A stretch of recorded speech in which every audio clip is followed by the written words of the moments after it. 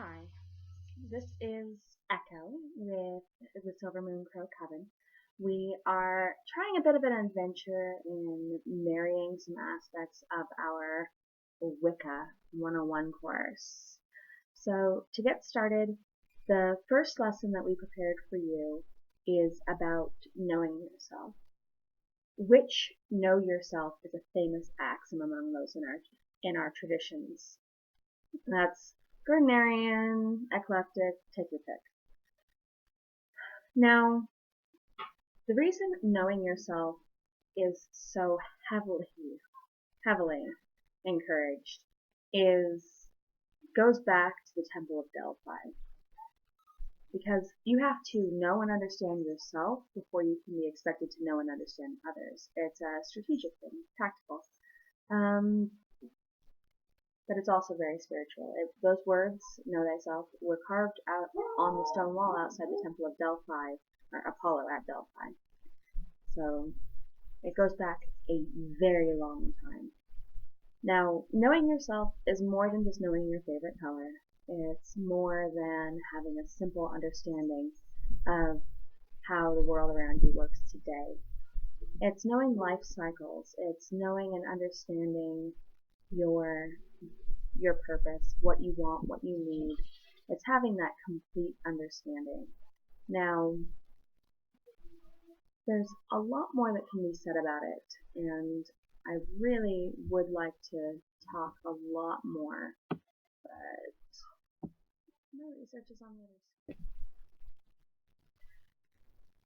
When you take the time to learn about yourself and truly know yourself honestly and wholeheartedly, dig down deep into who you are from the depths of your soul, then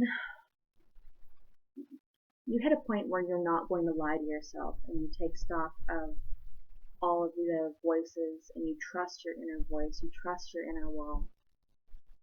That trust is essential in working any kind of magic. Just like anyone who has seen the Charmed,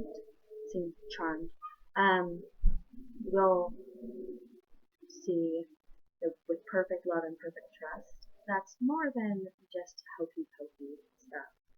Because when you know yourself and you know the world around you, it is a matter of not telling lies, of being true to what is important to you. Finding the right spiritual path is very important, whether you be a witch, whether you be Catholic, what have you. The endeavor to know who you are on the inside, your shadow self, is very Jungian.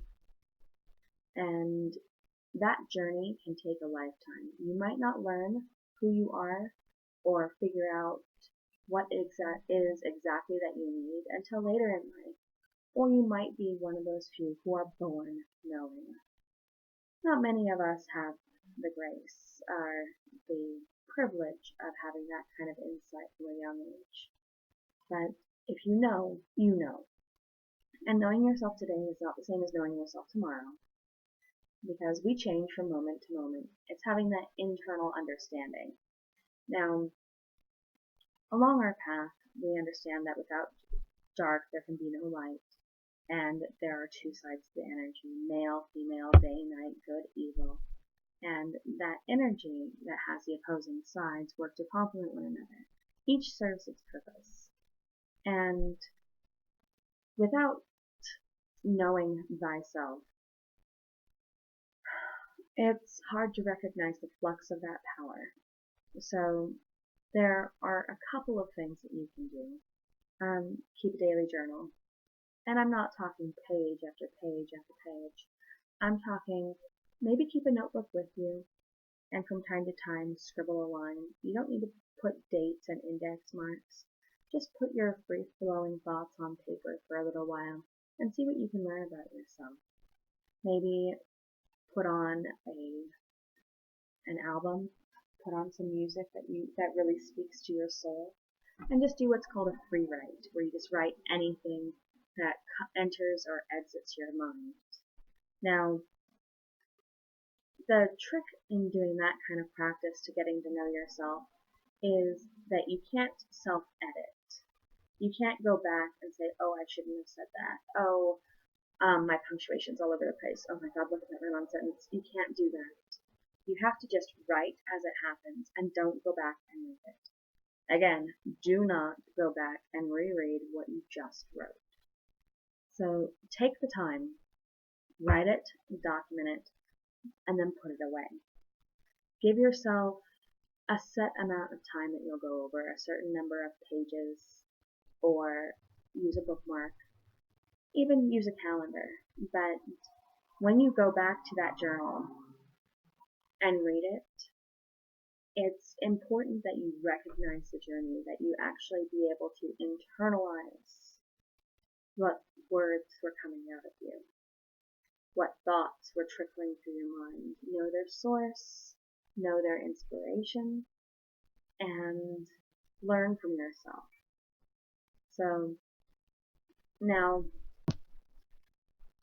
So the other thing that you can try that will allow you to better know yourself is, well, many of us don't think of it as an advanced practice. It really is. It's meditation. There are numerous forms of meditation that allow you to delve within yourself and into your inner world, into that inner structure that gives you an anchor in the spiritual world. Now, doing that, there's the countdown process where you literally count yourself down through the rings of a tree until you're at your center. But once you're at your center, it gives you a wealth of understanding, access to memories, things that you never really understood.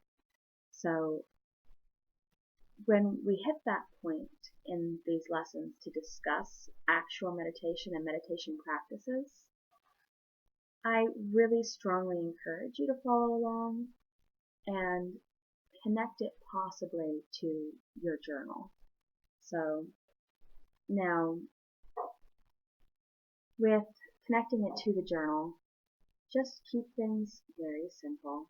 Don't overthink it. Just look at the message. Insofar as other practices, as a witch, we have a lot of tools available to us that the average person doesn't have.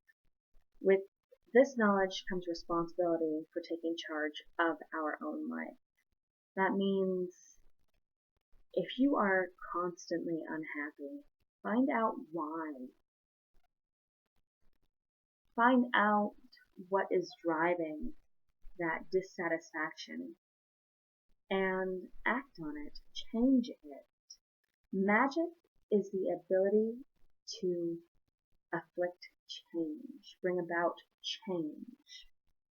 So, in some terms, doing the dishes or doing the laundry could be considered magical if you go about doing it right. So, I'm going to give you a small task. You don't need to share it with me, but I want you to take time to really, really delve into yourself and write down 3 things that you like about yourself, 3 things that you really are proud of, 3 things that you think you could change, and then 3 things that you don't like, but you know you cannot change. So, part of knowing yourself. Just do it. Be brutally honest. Be absolutely, perfectly honest with yourself. No one else is going to read it. You don't have to send it to me. This is for you.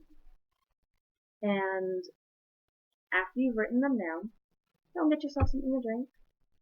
Maybe dance in the living room, sweep, whatever. And then come back to that piece of paper and look at it. And really evaluate. If I were to take those freckles that you hate, would you still be you? If we were to take away those crow's feet that show your age and wisdom, would you still be you? So just give it some consideration, and as you're giving it the consideration, report it. Blessed be.